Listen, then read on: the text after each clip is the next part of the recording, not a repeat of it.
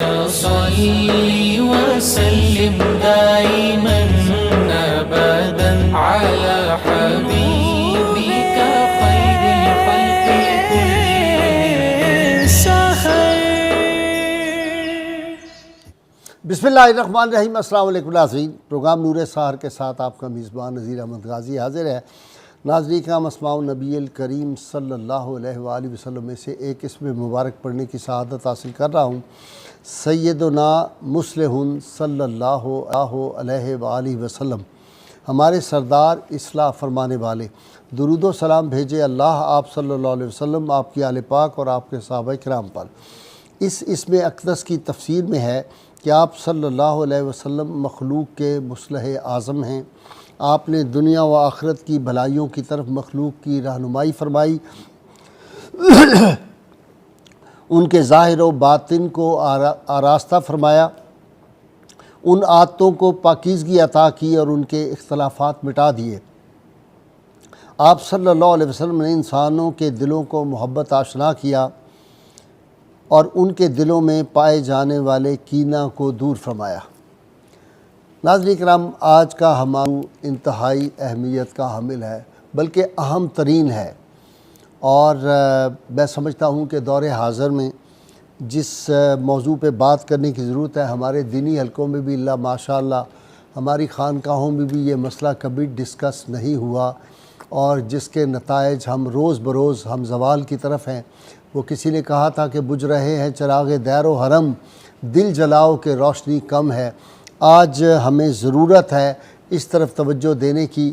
ہمارا خانقاہی نظام جس طرح زوال کا شکار ہے، تصوف پہ نام کو جس طرح بدنام کیا جا رہا ہے، اور جس طرح ہماری خانقاہیں جو ہیں وہ انسانیت سازی کی فیکٹریوں سے اب وہ انڈسٹریل یونٹ بن گئے ہیں، وہ پیسہ کمانے کی فیکٹریاں بن گئی ہیں، اور مارکیٹنگ کے جو اصول ہوتے ہیں چیزیں بیچنے کے، اب تصوف بھی جو ہے وہ مارکیٹنگ میں آ گیا، وہ بھی بک رہا ہے۔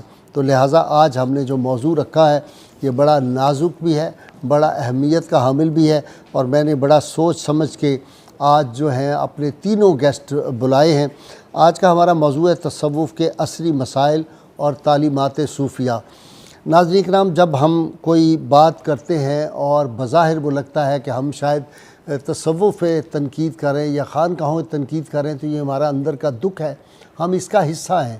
ہمیں یقین ہے کہ ہماری خانقاہ جب تک زندہ تھی، ولیم ہٹی نے جس نے لکھی ہسٹری آف دی عربس، اس کو پڑھ لیں، یا ایک لیٹسٹ کتاب جو ہے مسٹیکل اسلام جولین بیڈلے کی پڑھ لیں، یا آپ جو سعدیہ دہلوی کی کتاب ہے صوفیزم دی ہارٹ آف اسلام، اور اس کا خاص طور پہ دیباچہ جو خوشونت سنگھ انڈیا کا سب سے بڑا صحافی تھا، اس کو پڑھ لیں۔ اور میں کتابیں آپ کو ریفر کرنی شروع کر دوں تو آرنلڈ کی کتابیں آپ پڑھ لیں، اور جتنوں کی آپ پڑھنی شروع کر دیں کتابیں، تو آپ کو پتہ چلے گا کہ اسلام کے اندر یہ جو تصوف کا شعبہ، جس کو میں اگر کہوں تصوف کا ایک نظام تھا، یہ وہ نظام تھا جو نفوس کا تزکیہ بھی کرتا تھا اور قلوب کا تصفیہ بھی کرتا تھا۔ یہ وہ نظام تھا، اس کو اگر میں کہوں کہ یہ جادہ نیساں تھا، اور وہ جو قرآن حکیم کی آیہ مبارکہ ہے، لَقَدْ مَنَّ اللَّهُ عَلَى الْمُؤْمِنِينَ إِذْ بَعَثَ فِيهِمْ رَسُولًا مِّنْ أَنفُسِهِمْ يَتْلُو عَلَيْهِمْ آيَاتِهِ وَيُزَكِّيهِمْ وَيُعَلِّمُهُمُ الْكِتَابَ وَالْحِكْمَةَ وَإِن كَانُوا مِن قَبْلُ لَفِي ضَلَالٍ مُّبِينٍ۔ یہ جو تھا رحمت کونین صلی اللہ علیہ وسلم نے جس طرح اس وقت کے دور میں انسانوں کے قلوب کا تزکیہ کیا تھا، ان کے نفوس کا جس طرح تزکیہ کیا تھا، اور پھر وہی لوگ جو کار مذلت میں گرے ہوئے تھے اور انسانیت کی آخری جو نچلی سطح وہاں پہ تھے، ان کو اٹھا کے اوج ثریا کی بلندیوں پہ رحمت کونین نے صلی اللہ علیہ وسلم نے کس طرح پہنچایا تھا، کس طرح ان کا تزکیہ کیا تھا۔ اور پھر یہ تصوف کا جو سلسلہ تھا، پھر ہم دیکھتے ہیں یہ جو اصحاب صفہ تھے، یہ سارے صوفیاء تھے، رسول اللہ صلی اللہ علیہ وسلم کے سارے صحابہ کرام صوفیاء تھے، اور پھر ان میں خاص طور پہ ابو ذر غفاری کی زندگی اگر ہم دیکھیں، عبداللہ بن عمر کی زندگی کو دیکھیں، اور پھر ہم عثمان بن مظعون رضی اللہ تعالیٰ عنہ نے جب رسول اللہ کی بارگاہ میں کہا، یا رسول اللہ میرا تو دل چاہتا ہے کہ میں سارا سال روزے رکھوں، میں ہر وقت عبادت کرتا رہوں اور دنیا سے باہر کسی گوشے میں چلا جاؤں عبادت کروں، تو آپ صلی اللہ علیہ وسلم نے ان کو اس سے منع فرمایا تھا۔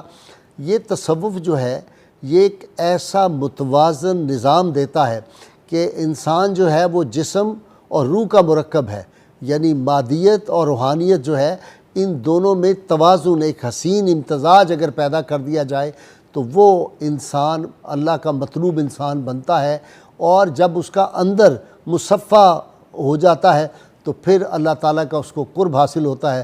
تصوف وہ نظام ہے جو آدمی کو ایک سطح سے اٹھا کر اس سطح پہ پہنچاتا ہے جب اللہ تعالیٰ فرماتا ہے میں اس کا ہاتھ بن جاتا ہوں، مجھ سے پکڑتا ہے، میں زبان بنتا ہے، مجھ سے بولتا ہے، میں اس کی نگاہ بن جاتا ہوں، مجھ سے دیکھتا ہے، میں اس کے قدم بنتا ہوں، مجھ سے چلتا ہے۔ یہ تصوف کا وہ نظام ہے جو انسان کو رب تعالیٰ کا محبوب بندہ بنا دیتا ہے۔ اور وہ جو اقبال نے کہا تھا نا کہ نغمہ کجاؤ من کجا ساغ سخن بہانہ ایس سوئے قطار می کشم ناکائے بے زمام را۔ تصوف کیا کرتا تھا کہ تصوف کا مطلب تھا کہ بندے کو اٹھاؤ اور اس کو باب جبریل کے جا کے دروازے پہ کھڑا کر دو، رسول اللہ صلی اللہ علیہ وسلم کی وہ جو محبت اور عشق ہے وہ ان کے دلوں میں پیدا کر دو، ان کو اتنا مصفہ کر دو، ایک آئیڈیل انسان ان کو بنا دو۔ ناظرین کرام، اب ہمارا حال کیا ہوا جب ہم نے اس کے باب میں کوتاہی کی اور مادیت کا غلبہ ہو گیا، روحیں کمزور ہو گئیں، نفس طاقتور ہو گئے، تو پھر اقبال رو کے کہتا ہے کم باذن اللہ جو کہہ سکتے تھے وہ رخصت ہوئے، خانقاہوں میں مجاور رہ گئے یا گورکن۔ آج ہمیں یہی صورتحال کا جس خانقاہ میں چلے، اللہ ماشاءاللہ کچھ خانقاہیں یقیناً اچھی ہیں بھی اور ہوں گی بھی، لیکن جو اکثریت ہے وہ تو یہی صورتحال ہے کہ وہاں ساری انڈسٹریز لگی ہوئی ہیں، کہیں جائیں تو کوئی سیاست کے معاملات ہو رہے ہیں، کہیں جائیں تو آج شام کو ایک سیاسی جماعت، صبح کو دوسری تیسری اقتدار کے ایوانوں میں جا کے اور وہاں پہ جو ہے جبہ سائی کر رہے ہیں، حکمرانوں کے قربت حاصل کر رہے ہیں۔ باتیں ہمیں سنائی جاتی ہیں خواجہ نظام الدین محبوب الہی کی، باتیں خواجہ باقی باللہ کی، باتیں ہمیں مجدد الافسانی کی سنائی جاتی ہیں، عمل سارے شہنشاہ اکبر والے۔ اور صوفیاء تو وہ ہوتے ہیں کہ جو رنگ، نسل، مذہب، مسلک ان سے ابب ہو کے انسانیت کی خدمت کر رہے ہوتے ہیں، پھر لوگوں کو وہ جس طرح بدلتے ہیں وہ پتہ نہیں چلتا۔ میں ہمیشہ کہتا ہوں کہ صوفیاء کا انداز تبلیغ جو ہے وہ ہوتا ہے شبنمی، بندہ بدل گیا ان کے پاس بیٹھے ہوئے، اس کو پتہ بھی نہیں چلا کہ اس کے ذہن و فکر میں کیسا انقلاب آ گیا۔ ان کی نگاہوں کے زاویے بدلتے ہیں، ان کے دلوں کی دنیا بدلتی ہے، ان کے صبح و شامیں بدلتی ہیں۔ وہ ڈاکوؤں کو ولی اللہ بناتے تھے اور آج کے دور میں ولی اللہ کو ڈاکو بنانے کا سلسلہ ہمیں نظر آ رہا ہے۔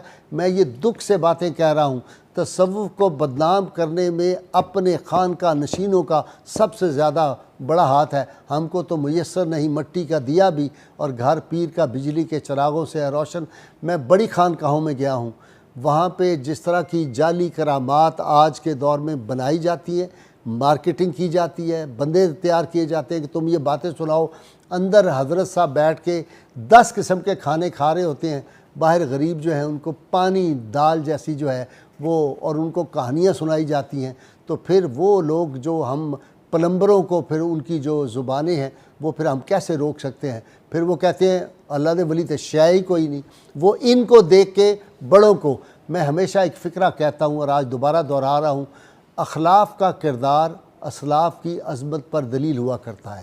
آج اخلاف کو دیکھ کے اسلاف کے جو ہے گریبانوں تک لوگوں کے ہاتھ پہنچ رہے ہیں، اور نعوذ باللہ پھر اب ہمارے تو ہاں تو ہر گلی محلے میں، میں نے ایک دفعہ اپنے پکے ٹھکے صوفی جو تھے مولانا منیر میوسی رحمۃ اللہ علیہ، ان سے میں نے کہا تھا کہ پہلے زمانے میں تو وہ جو علامہ اقبال نے بڑی خوبصورت بات کہی نا، کرنہا باشد کے تا یک مرد میدہ می شود با یزید اندر خراساں یا ویس اندر کرن۔ وہاں تو صدیوں کے بعد، سالوں کے بعد کوئی کتب، کوئی ابدال، کوئی غوث نظر آتا تھا۔ تو میں نے کہا پاکستان کے تو ہر گلی چوراہے میں غوث بھی موجود ہیں، کتب بھی موجود ہیں، ابدال بھی ہیں، خود اپنے آپ کو بھی ناموں کے ساتھ بھی کتب لکھ کے کہتے ہیں میں کتب ہوں۔ تو اس طرح کے میں نے کہا اتنے یہ جو ولی بنے ہوئے ہیں، تو میں تو اس حساب سے سمجھتا ہوں کہ میں اعلان نہ کر دوں میں کتب الکتاب ہوں، تو کہہ لیں کہ اگر آپ کریں گے تو سب سے پہلے ہم آپ کا گریبان پکڑیں گے۔ مذاق ہمارا ہوتا رہا۔ تو ناظرین کرام، آج ہم نے تصوف کے عصری مسائل اور تعلیمات صوفیہ کیا تھیں، مسائل کیا ہیں؟ روحیں مر رہی ہیں، بے چینی ہے، اضطراب ہے، قلوب کو کوئی اطمینان نہیں، دولت آ گئی، مادیت آ گئی، لیکن کوئی ذہنی سکون کسی کو حاصل نہیں، کوئی اللہ رسول کی طرف نہیں۔ ہر آدمی جو ہے اس دوڑ میں لگا ہوا ہے کہ پیسہ اکٹھا ہو جائے، مال اکٹھا ہو جائے، حرام حلال کی تمیز بالکل ختم ہو گئی ہے۔ اور تصوف تو تھا کہ فلاح فی رسول کی منزل پہ پہنچنے والے لوگ ہوتے تھے۔ آج تصوف جو ہے وہ جیسے داتا صاحب نے فرمایا تھا کہ پہلے تصوف تھا، اس کا نام کوئی نہیں تھا، اب نام ہے اور تصوف جو ہے وہ غائب ہو گیا ہوا ہے۔ تو آج اس پہ بات کرنے کے لیے میں اپنے مہمانوں کا تعارف کرا دوں۔ پروفیسر ڈاکٹر طاہر حمید تنولی، ماہر اقبالیات اور تصوف پہ بڑی گہری ان کی نظر ہے۔ اور میرے دوسرے مہمان پروفیسر ڈاکٹر مجاہد احمد، عربی زبان و ادب پہ اتھارٹی ہیں اور میرے مہمان بنتے رہتے ہیں۔ میرے تیسرے مہمان حسب دستور تھوڑی دیر میں مجھے جوائن کریں گے۔ اقبال ہمیشہ دیر سے آتا ہے، اس میں ڈاکٹر طاہر حمید تنولی کا بھی قصور ہے۔ حضرت میرا حسین زنجانی رحمۃ اللہ علیہ کے سجادہ نشین 24 کیرٹ کے سید پروفیسر سید فہد علی کاظمی مجھے تھوڑی دیر میں جوائن کریں گے۔ نعت کے لیے اسلام آباد سے آئی پاکستان کی سب سے بڑی نعت خوان پروفیسر سلمہ خان صاحبہ جو ہے، ان سے میں نعت آج صوفیانہ کلام ہمیں سنائیں گی۔ ناظرین کرام، جولین بیڈلک جنہوں نے مسٹیکل اسلام لکھی، اس نے اور فلپ ہٹی دونوں نے تقریباً ملتی جلتی بات کی۔ جولین بیڈلک نے لکھا، اس نے کہا کہ میں نے جب یہ دیکھا کہ مسلمانوں کی حالت یہ ہے، میں نے تاریخ میں پڑھا تو میں نے کہا یہ اسلام مٹا کیوں نہیں، اس کو تو مٹ جانا چاہیے تھا۔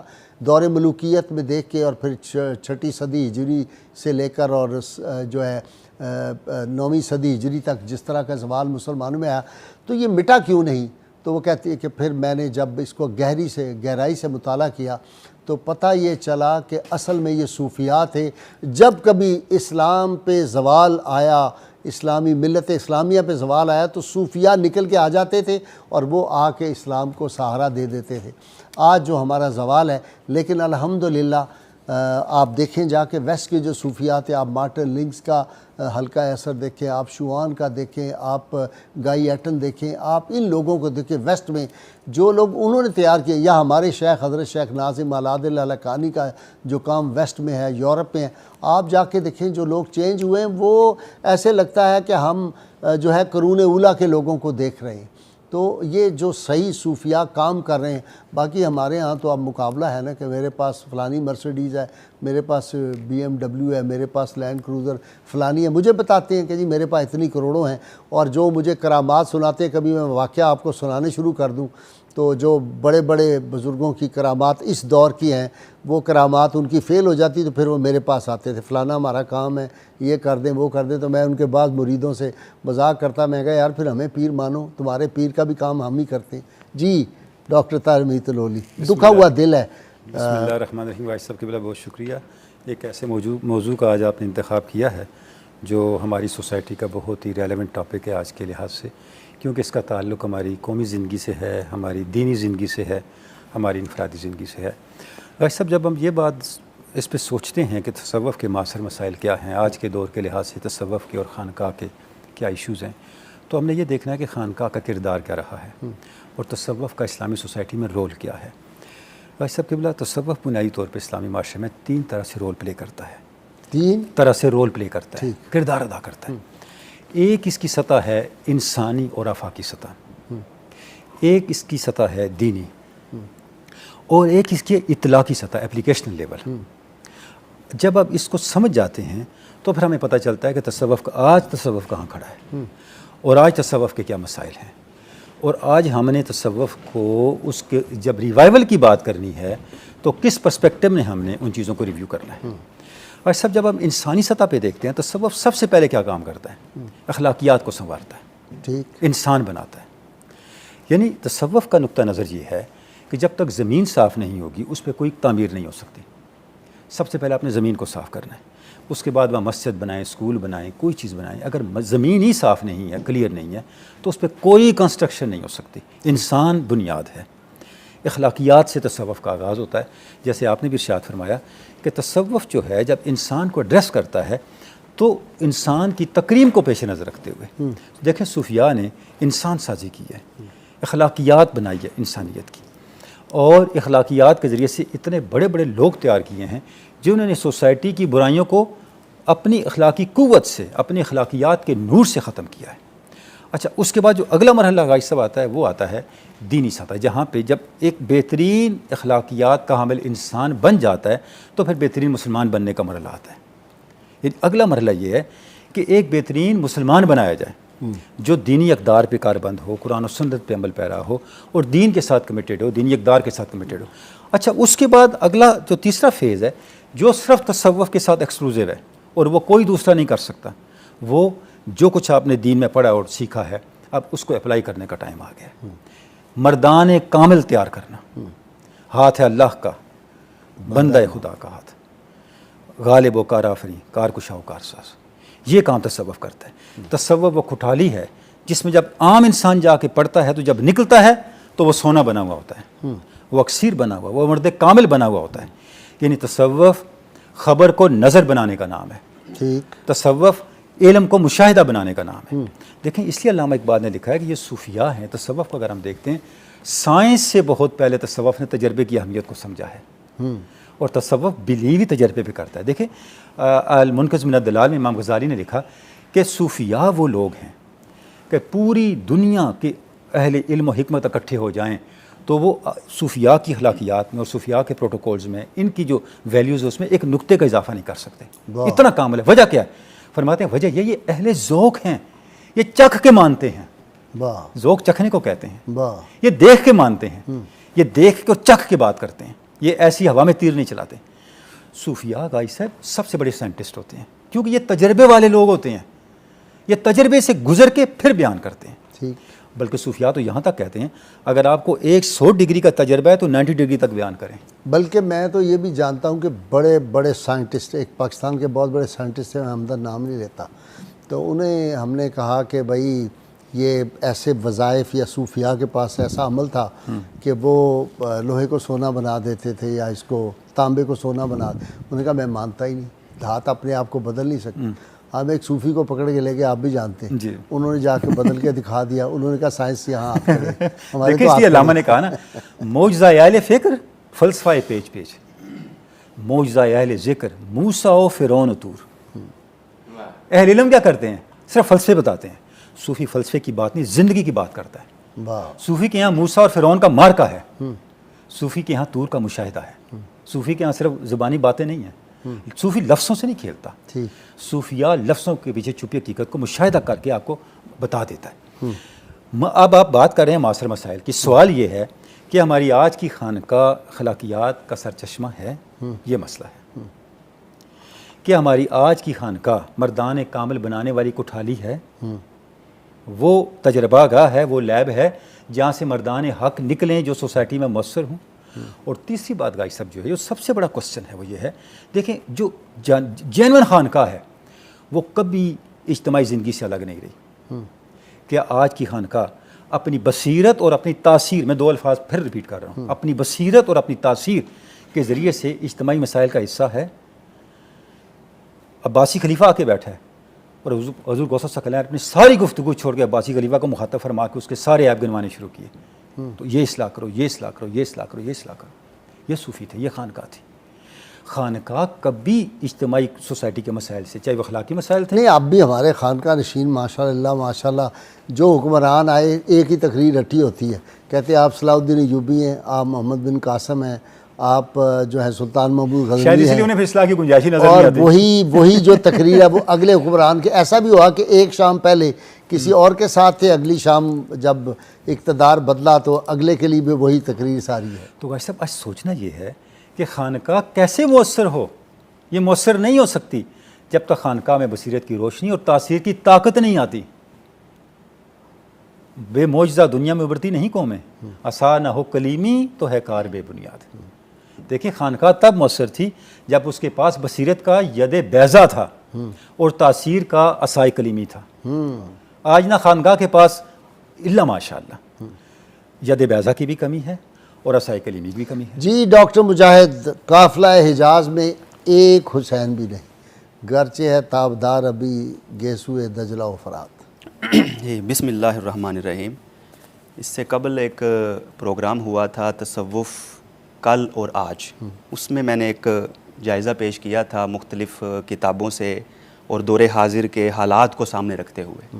تو محترم چڑیا کوٹی صاحب نے فرمائش کی ہے کہ آج اس کا دوسرا حصہ ٹھیک ہے جو ہے وہ پیش کیا جائے. تو میں نے کوشش کی. حکم ہے یا فرمائش ہے ان کی؟ جی میرے لیے تو حکم بھی ہے، اچھا، اور پھر فرمائش بھی.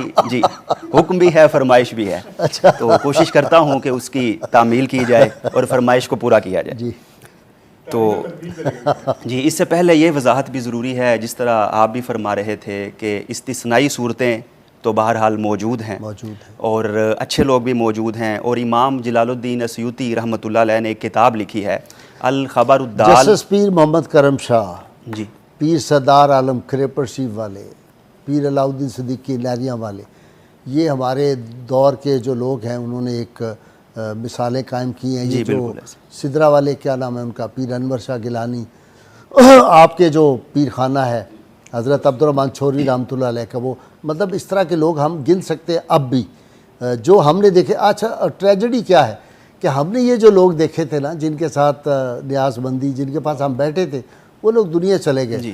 اب وہ جو بونے نظر آتے ہیں وہ ہمیں جچتے ہی نہیں. جی بالکل ایسے ہی ہے.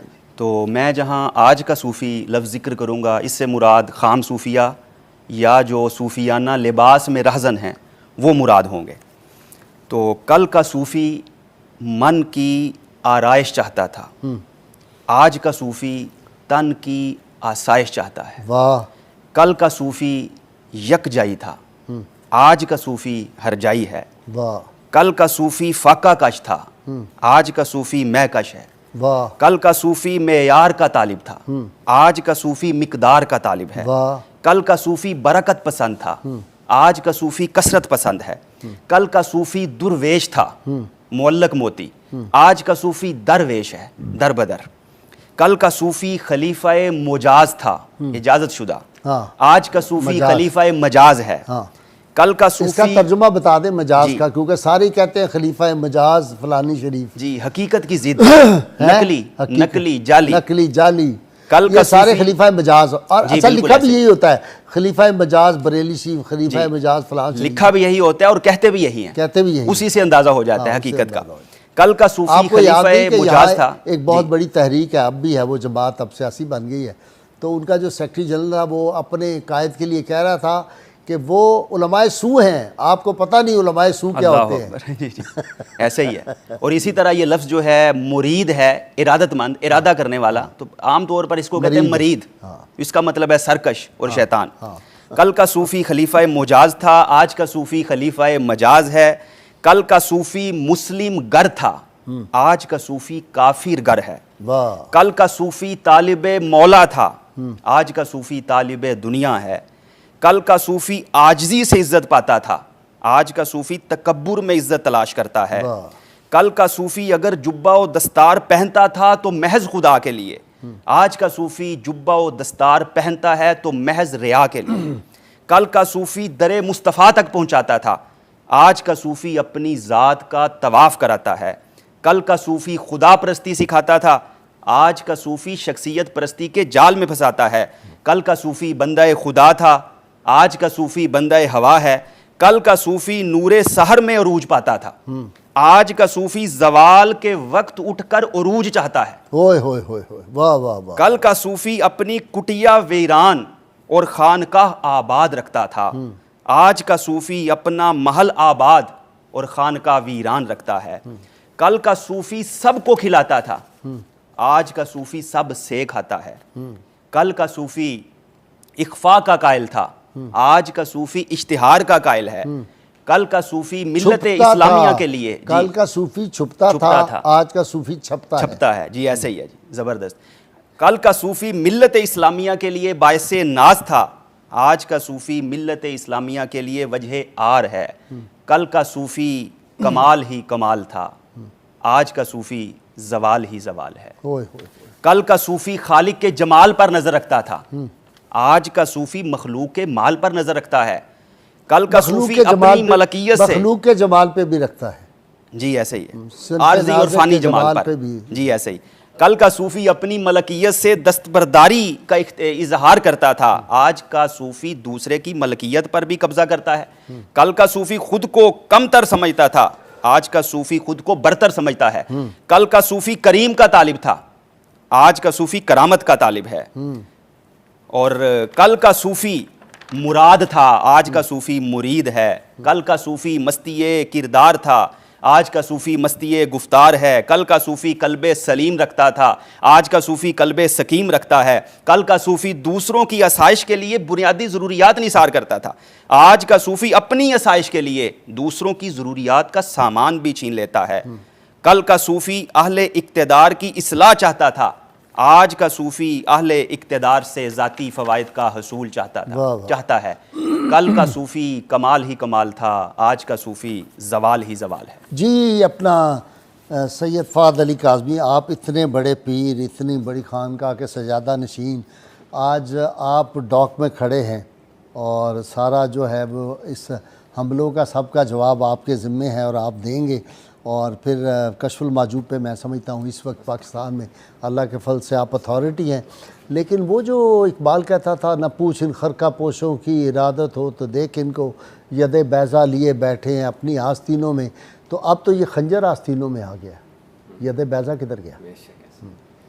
بسم اللہ الرحمن الرحیم، الحمدللہ رب العالمین والصلاة والسلام علی اشرف الخلائق اجمعین، الصلاة والسلام علیکہ یا سیدی یا رسول اللہ وعلی آلکہ وصحبکہ یا سیدی یا حبیب اللہ۔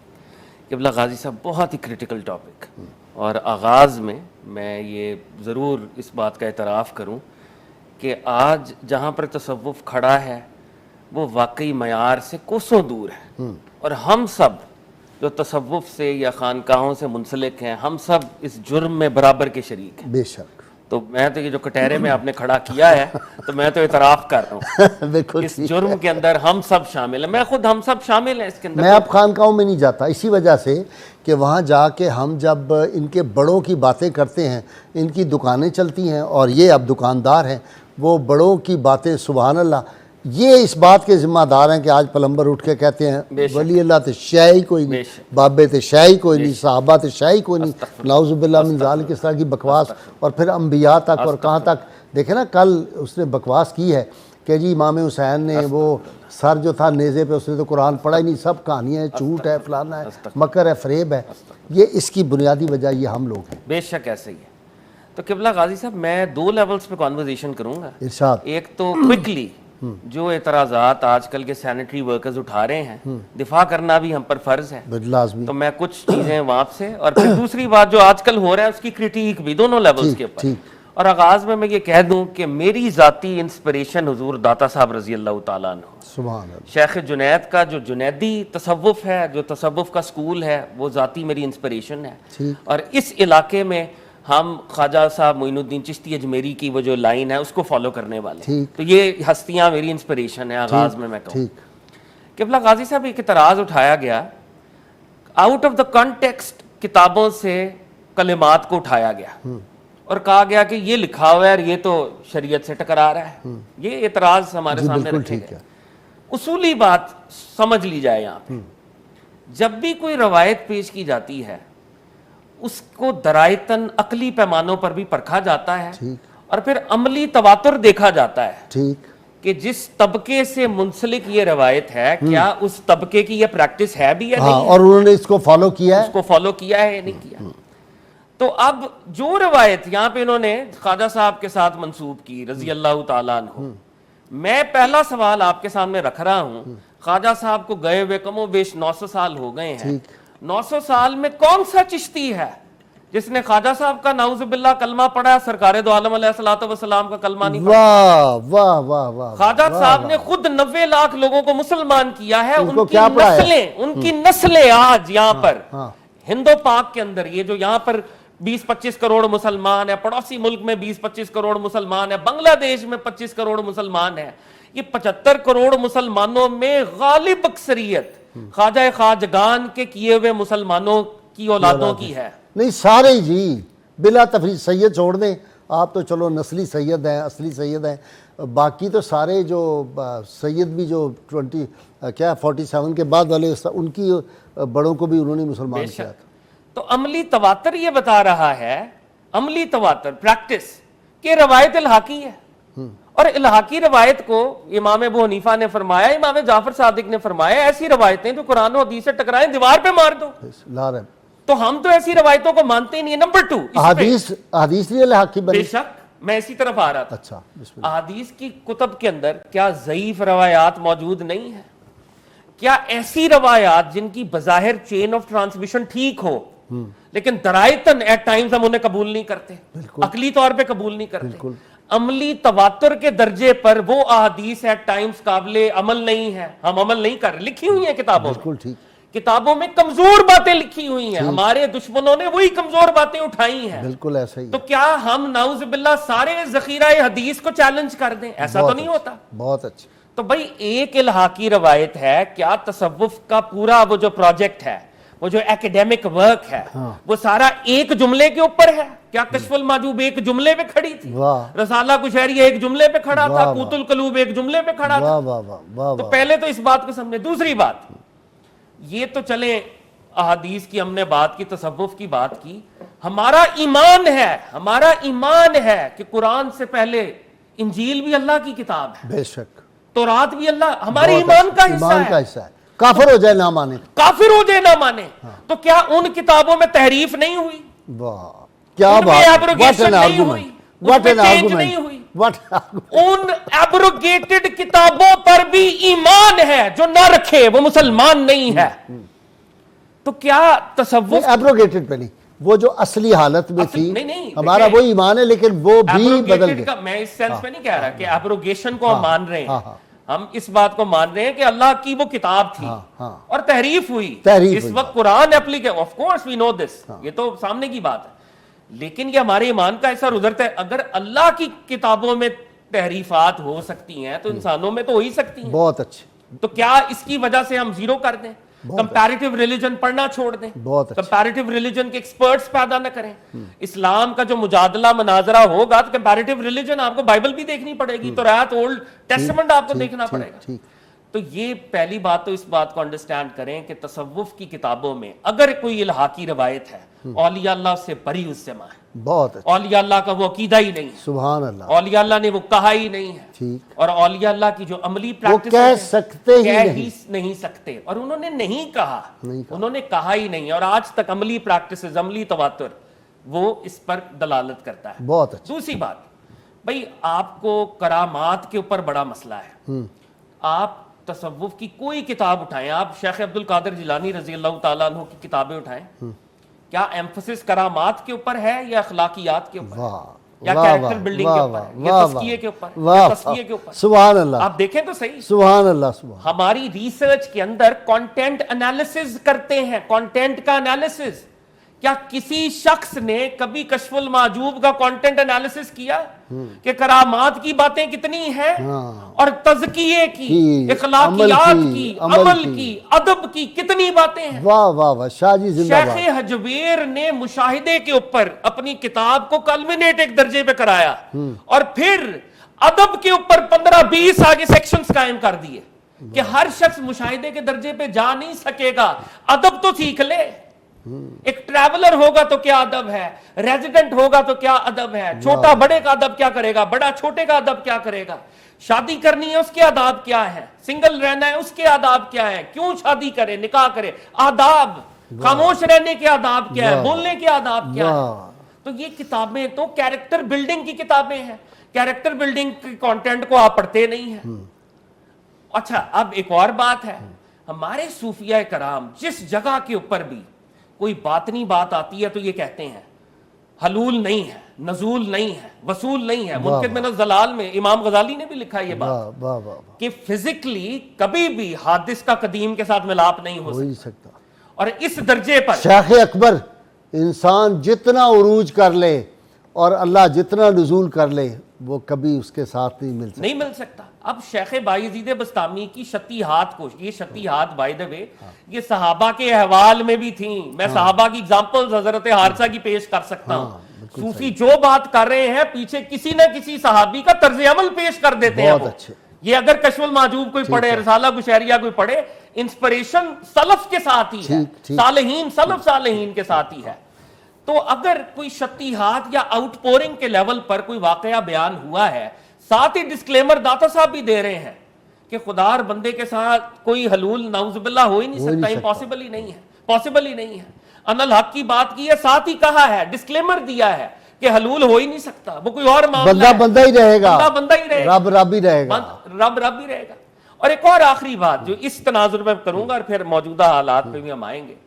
شیخ جنید بغدادی کا جو سکول ہے, شیخ جنید بغدادی کا سکول ہی توحید کے اوپر ہے. جی بے شک. داتا صاحب رضی اللہ تعالیٰ عنہ نے جب توحید کا چیپٹر باندھا ہے, 45 ایسپیکٹس آف توحید رکھے ہیں. ہمارے آج سلفیوں کو اس توحید کی تے کی خبر نہیں ہے جس درجہ کمال کے اوپر ایک صوفی توحید کو ایکسپیرینس کرتا ہے.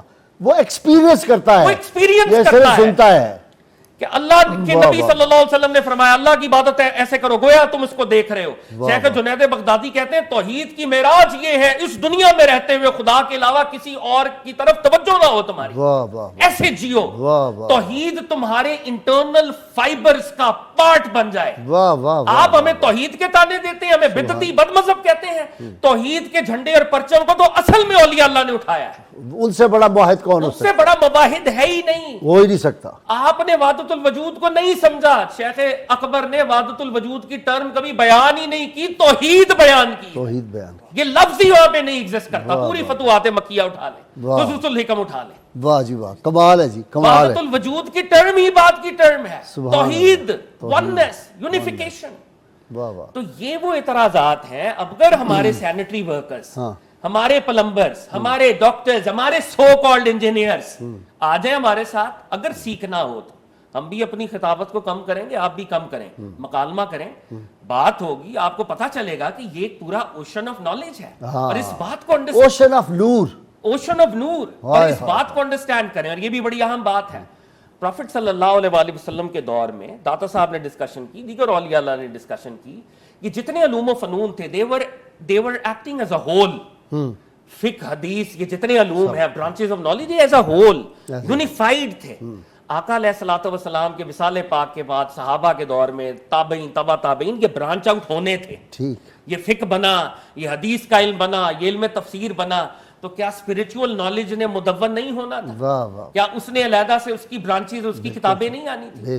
کیا آپ کی جہالت کی وجہ سے ہم یہ سمجھیں کہ تصوف جو ہے وہ صحابہ کے پاس تھا ہی نہیں؟ ہر صحابی صوفی تھا, ہر صحابی صوفی تھا, مسٹیکل ڈائمینشن ولی تھا, ہر صحابی ولی تھا. اچھا جی اب آ جائے نا, خانقاہوں میں مجاور رہ گئے یا گوشت. علماء نے کہا تھا مکتبوں میں کہیں مکتبوں میں کہیں رعنائی افکار بھی ہے, خانقاہوں میں کہیں لذت اسرار بھی ہے, بڑھ کے خیبر سے ہے یہ مارکائے دین و وطن, کیا اس زمانے میں کوئی حیدر کرار بھی ہے؟ تو بنیادی طور پہ ہماری خانقاہ تو فیل ہو چکی ہے. ہماری اپنی خانقاہوں کے اندر کون سی خانقاہ ہے جہاں پہ کوئی فصوص الحکم پڑھاتا ہے؟ کوئی نہیں. جہاں پہ کوئی کشف المحجوب, نام ہی نہیں پتا کتابوں, رسالہ کشیریہ پڑھاتا ہے, کون لوگ ہیں وہ؟ کہیں بھی نہیں پڑھاتے. اب یہ جو تصوف کے نام کے اوپر دھوکے کو بیچا جا رہا ہے, تصوف کے نام پر انڈسٹری کو قائم کیا گیا ہے. شیخ حجویر کے کیا ہمیں مریدین کے نام بھی آتے ہوں گے؟ کتنے مرید تھے, کتنے انہوں نے مرید یہاں پہ قائم کیے؟ انہوں نے سلسلہ قائم کیا یا نہیں کیا؟ خواجہ جنید کے کہتے ہیں ٹوٹل مرید 20 سے 40 تھے ٹوٹل. تو جب آپ کا ایمفسس مریدوں کے اکٹھ کے اوپر ہو جائے گا, آپ نے عرس منانے ہیں, اور عرس میں کیا کرنا ہے جی, یہ یہاں پہ اتنے سرکس, یہاں پہ اتنے موٹر سائیکل دیں گے, یہاں پہ اتنے ہم یہ کریں گے, آپ نے نوٹوں کو نچھاور کرنا ہے, ڈسکو طرزوں کے اوپر نعتوں کو پڑھنا ہے. کیا یہ تصوف ہے؟ اس تصوف کی تو داتا صاحب کو خبر نہیں ہے. سما کا چیپٹر پڑھیں, جن شرائط کے ساتھ سما ہے وہ تو ایک نورانی نور والی محفل ہے, بدل جاتا ہے انسان, اس پہ تو فرشتوں کا نزول ہوتا ہے. اور یہاں پہ جو محافل ہو رہی ہیں, نعوذ باللہ, نعت پڑھی جا رہی ہے, پیر صاحب آئے, نعت رک گئی, پیر کے نعرے لگ گئے. کیا یہ گستاخی نہیں ہے؟ کیا یہ اس چیز کو کس نے کلینس کرنا ہے؟ ہم واقعی موقع دے رہے ہیں. لیکن ایک بات تو ہے نا, شو پھوکے مار کے اب بھی تو کام بھی تو چلتا ہے بڑا. قبلہ غازی صاحب, داتا صاحب کے پاس مشہور واقعہ نا, بندہ آیا تھا, اس نے 40 دن قیام کیا, اس نے کہا حضور کو کرامت نہیں دیکھی, میں تو جا رہا ہوں, میں تو سمجھا بڑے ولی تھے آپ. تو آپ نے کہا میں نے کیا شریعت سے ہٹ کر کوئی ایک عمل کیا ان 40 دنوں میں؟ سب سے بڑی کرامت تو شریعت پہ چلنا ہے. جیسے ڈاکٹر صاحب بھی کہہ رہے تھے اجتماعی نظم، اجتماعی نظام. یہ پھونکوں چھوکوں والے اولیاء کدھر نہیں؟ شیخ جنید نے تو کوئی پھونک نہیں ماری. شیخ جنید کی تو کوئی پھونک مجھے نہیں اور ملی. یہ جب حسن البصری نے، حسن البصری سے بڑا کون ہے؟ شاہ صاحب یہ جب کرونا آیا تھا یہ پھونکوں والے کدھر گئے تھے؟ جب سیلاب آیا تھا یہ کدھر گئے تھے؟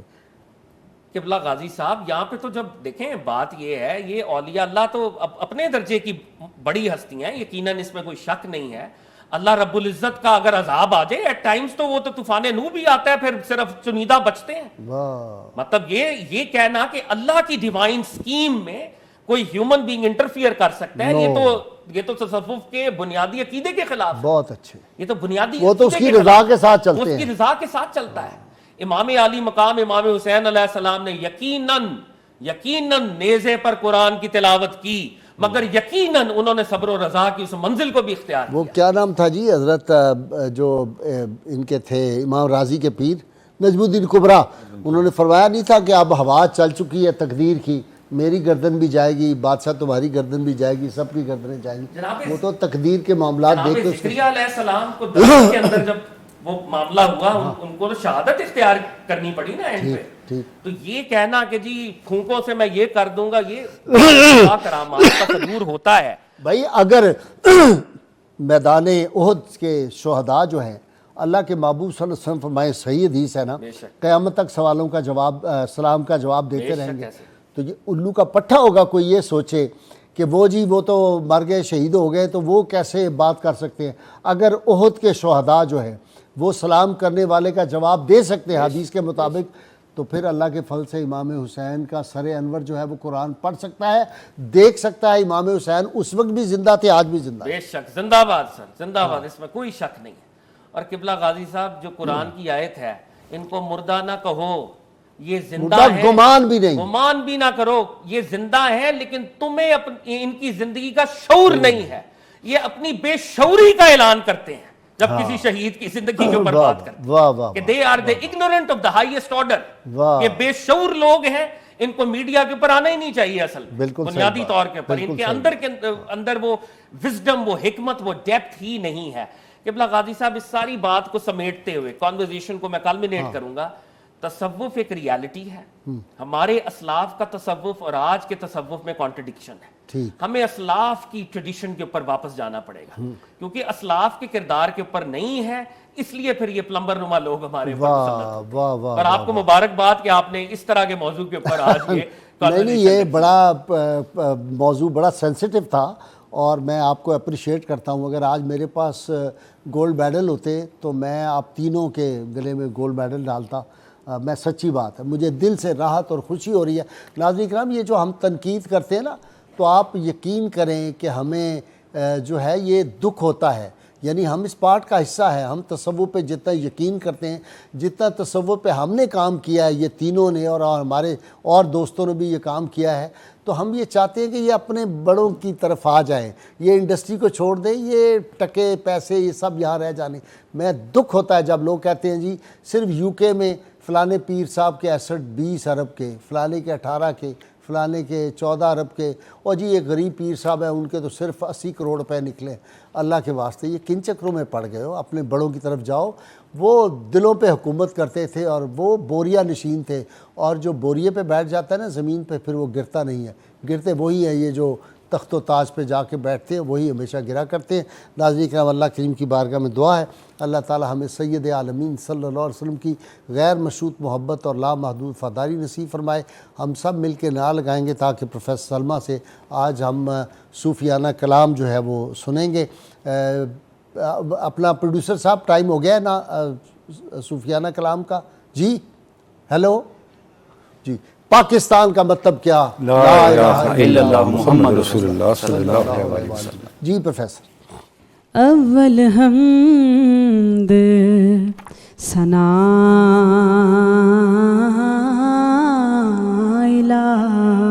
الہی جو مالک ہر دا اس دا نام चितारण वाला किसे मैदान न हरदा।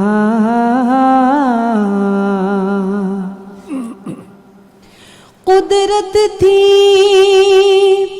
जिस बाग बनाए जग संसार तमामी रंग बिरंगी बूटे लाए कुछ खासे कुछ आमी।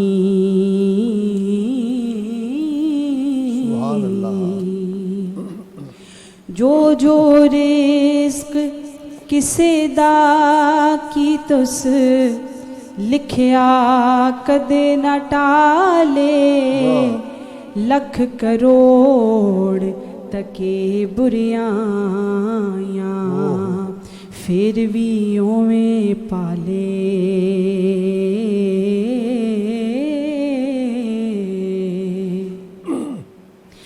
वाह करीम उम्मत दावाली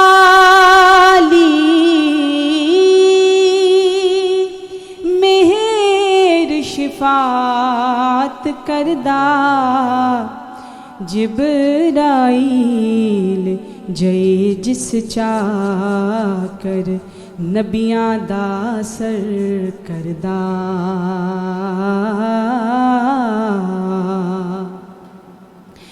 जे लखवारी इतर गुलाबों धो ये नित ज़बाना नाम ना दे लायक नाही की कलमे दा काना।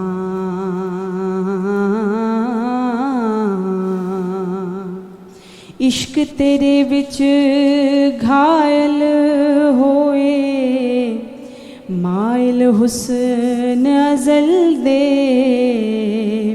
सिर दिते पर सीना कीती शादी कर कर चल दे।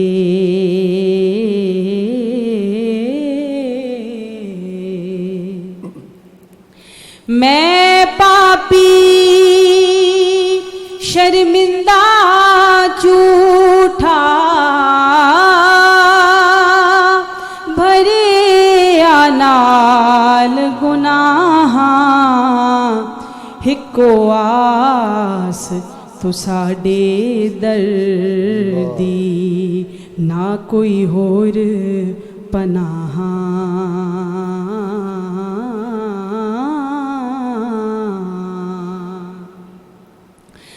दर्द मंदां दे सुखन मुहम्मद देण गवाही हालों जिस पल्ले फुल बदे होवण आवे बू रुमालों।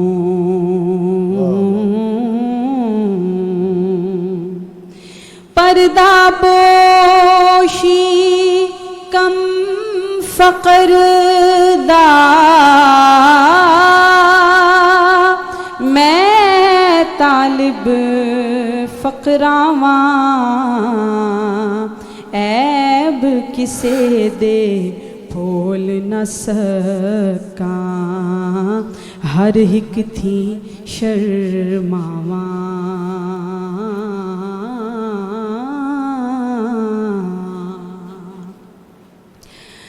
जीवन जीवन झूठा नावा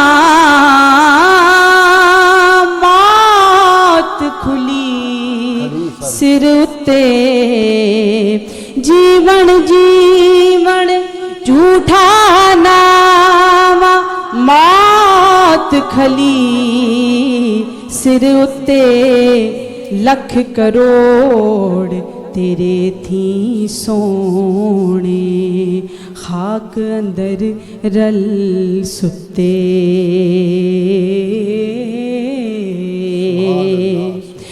جے لکھ زہود عبادت کریے بن عشقوں کس کاری جان جان عشق نہ ساڑے تینوں تاں تاں نبے نہ یاری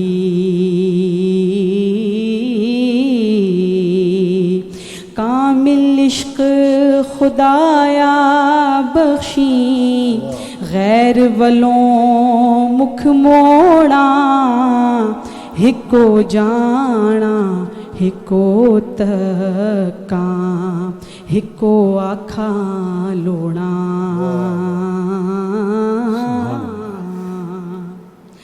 باز عاشق سن ہن تک زندے باز